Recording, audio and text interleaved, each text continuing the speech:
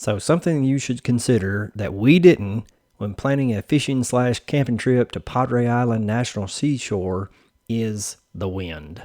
And I'm going to show you in just a second some of the footage of just what we dealt with. When we went this year, we had all our camping gear planned out, our fishing gear was good to go, and we were super excited about the fishing. And we did really well with the fishing.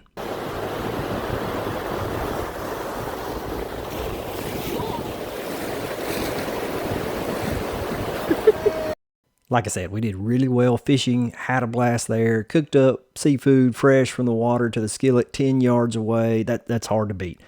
But when planning our trip, we hadn't planned for the wind.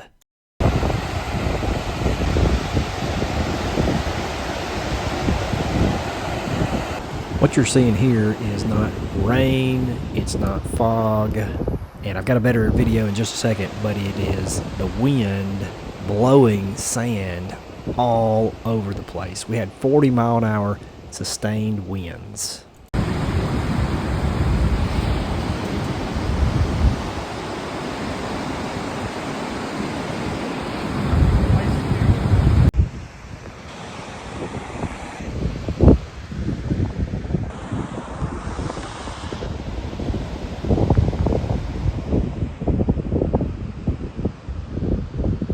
So whenever you make your plans for Padre Island and dream about great camping, fishing, empty beaches, beautiful sunrises, make sure and check the wind conditions or you may end up like us.